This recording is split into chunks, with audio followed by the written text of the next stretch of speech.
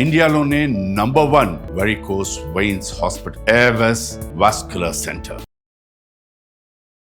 నమస్తే అమ్మా. నమస్తే అమ్మా. అమ్మ, ఇంట్లో పూజా విగ్రహాలు వెండివి మనం వాడచ్చు అంటారా, వాడకూడదు అంటారా? వాడకూడదని చెప్తారమ్మా. ఎందుకన్నా? ఎందుకంటే రజతం అంటే వెండి దాని రజోగుణాన్ని కలిగింది. అది రజోగుణానికి ఎంత అంటే అది అక్కడ మీరు గాలికి వదిలేస్తే కూడా నల్లబడిపోతుంది. అవును, అది ఎప్పుడు కూడా వాతావరణంతో రియాక్ట్ అవుతూనే ఉంటుంది. రెస్పాండ్ కాదు, రియాక్ట్ అవుతూ ఉంటుంది. అలా రియాక్ట్ అయ్యేటటువంటి వెండి విగ్రహాన్ని అక్కడ తెచ్చిపెట్టి మనం దాన్ని పూజ చేస్తే, విగ్రహానికి ఎందుకు పూజ చేస్తాం? దాని నుండి ఏదో కొంత శక్తిని పుంజుకోవడానికి. ఈ రియాక్ట్ అవ్వటం అనే దాన్ని పుంజుకుంటాం కదా దాని నుంచి. అందువల్ల వెండి విగ్రహాలని పూజకి వాడరు. కానీ చాలామంది ఇళ్లల్లో, మనకి బాగా తెలిసిన పండితుల ఇళ్లల్లో కూడా వెండి విగ్రహాలు పూజకు కనపడుతున్నాయి. ఏమిటి అంటే, దానికి పూజార్హత రావాలి అంటే కొంచెం బంగారం పెడతారు పక్కన. కనీసం ఎక్కడో ఒక్కడ ఆ విగ్రహానికి ఎక్కడో ఒక్కడ ఇంత బంగారం తగిలిస్తే తప్ప అది పూజార్హత లేదు. అది ఎంతగా లేదు అంటే, పూర్వకాలం ఇళ్లల్లో వెండి కంచాలలో భోజనం చేసేవాళ్ళు, మీకు తెలుసు కదా. అవును అవును. ఒట్టి వెండి కంచంలో ఎవ్వరూ భోంచేసేవాళ్ళు కాదు.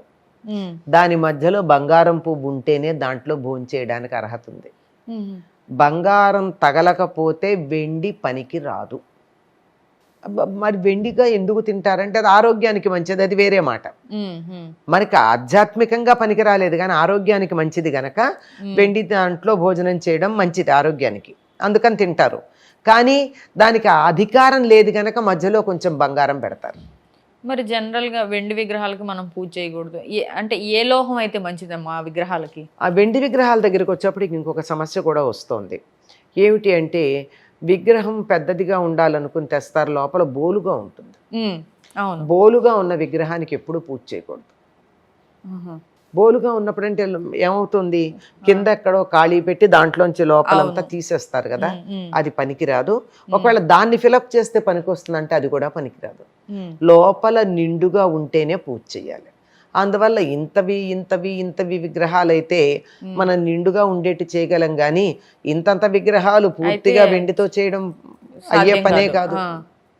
అంటే ఉంటే ధనవంతులు ఉంటే ఉంటారు అనుకోండి, అన్ని వెండివి చేయించుకున్నటువంటి వాళ్ళు తర్వాత ఏమనుభవించారో కూడా మనం చూసాం, అన్ని వెండితో చేయించుకుంటే. అందువల్ల అట్లాంటివి కాదు, విగ్రహం నిండుగా ఉండాలి, బోలుగా ఉండకూడదు. అదొక ప్రధానమైనటువంటి విషయం.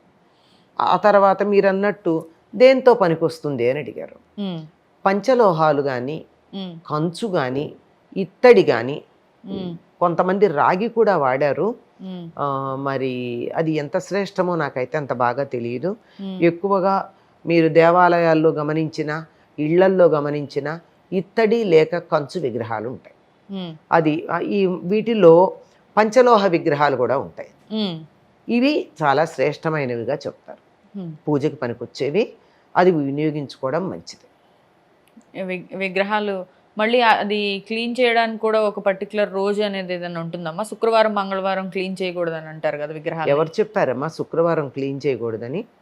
తిరుపతిలో స్వామివారికి అభిషేకం ఏ రోజు చేస్తారు? శుక్రవారం. మరి అలా చేయకూడదు అంటే, విగ్రహాలని ఆ రోజు శుభ్రం చేయకూడదు అంటే ఆయన్ని ఎందుకు చేశారమ్మా? కానీ అందరూ అంటూ ఉంటారు. మనకి రకరకాల అభిప్రాయాలు. అంటే ఎక్కడో ఒకదానికి సంబంధించిన విషయం ఒకటి చెప్తే అది మరో చోట కూడా అన్వయం చేస్తూ ఉంటారు, అంతకన్నా ఇంకేం లేదు. తర్వాత కోయిలాల్వార్ తిరుమంజనం అని చేస్తారు.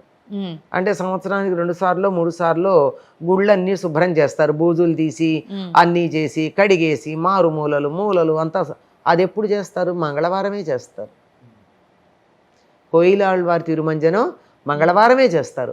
మరి మనం ఇళ్ళు మంగళవారం బూజులు తీయకూడదు, మంగళవారం ఇళ్ళు శుభ్రం చేయకూడదు అనే మాట ఎందుకు వచ్చిందో నాకు తెలియదు. కొంతమంది అయితే శుక్రవారం మాపు కూడా వేయరమ్మా ఇంట్లో. శుక్రవారం మాపు కూడా వేయరు. అవునా? అలాంటి వాళ్ళు కూడా ఉన్నారు. అయ్యో బాబాయ్, అంటే ఎక్కడ ఏది అన్వయించాలో తెలియదు. దేనికో పనికొచ్చేటటువంటి విషయం మరి దేనికో పనికిరాని విషయం ఇక్కడ మనం ప్రతిదానికి అన్వయం చేసేసి జీవితాన్ని కన్ఫ్యూజ్ చేసేసుకుంటున్నాం. అది అంతకన్నా ఇంకేం లేదు. కన్ఫ్యూజ్ కూడా కాంప్లికేట్ చేసుకుంటున్నాం. ఈ కాంప్లికేషన్ వల్ల కన్ఫ్యూషన్ వస్తుంది. బాగుందమ్మా, ధన్యవాదాలు. సంతోషం తల్లి.